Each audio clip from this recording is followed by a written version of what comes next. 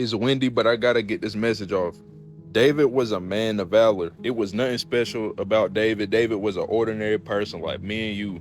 The only thing that was special about him was his love for God. He was the one who didn't back down no matter what was in front of him if it was dealing with God, because he knew that God was going to come through in the end. Now, we've all heard the saying that God doesn't call the qualified, God qualifies the call. You could be the person that God is qualifying because he's called you.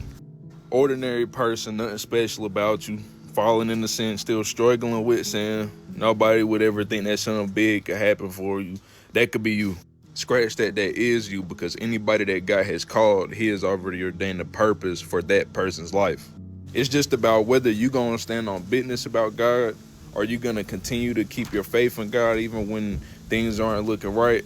Even when things start going left, you continuing to fall into sin, your situation doesn't look like it's changing. It's about, are you going to keep your faith in God? As you read the book of Psalms, you start to realize that, yes, it's a book of songs and praises, but it's also a book of constant reminder. After David committed adultery with Bathsheba, David was constantly reminding himself that, yo, even though I messed up, I still serve the same God that said that he would never leave nor forsake me as long as I abide by his law, as long as I keep his law in my heart. It's a constant reminder. David was being persecuted everywhere that he went. You don't think that David felt like he ruined everything that he touched too? That he didn't feel the grief? You remember he got that one priest knocked off just because he was there, and the priest ended up feeding David. And then when Saul and his people came by, they ended up cutting the priest's head off because they fed David and ain't tell them about David being over there. I'm sure David felt like he ruined everything he touched in that moment. I'm sure he felt like he was a failure, like he was a curse among people. But even when he was going through all of that, he went through that stuff because he was keeping God's law. He went through that stuff because he was obeying God.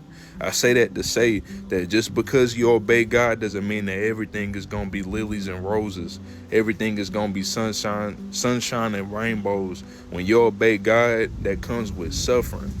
We see when you read Psalms, we hear about David suffering, but it was through his faith, his continuous trust in God, him reminding himself every single day when those depressing thoughts came up, when that anxiety came up, when that fear came up, that he serves a God who said that he would never leave nor forsake him. That wind is going.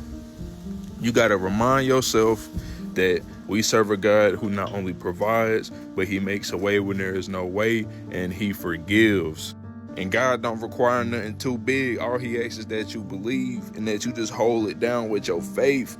He might not make you the ruler of kingdoms on this earth, but he will make you the ruler of a kingdom that he has set you upon. That kingdom could be your family. That kingdom could be your business. That kingdom could be your music career. That kingdom could be whatever he has placed in your hands to steward. Whatever he has placed in your hands to advance his kingdom with, the heavenly kingdom.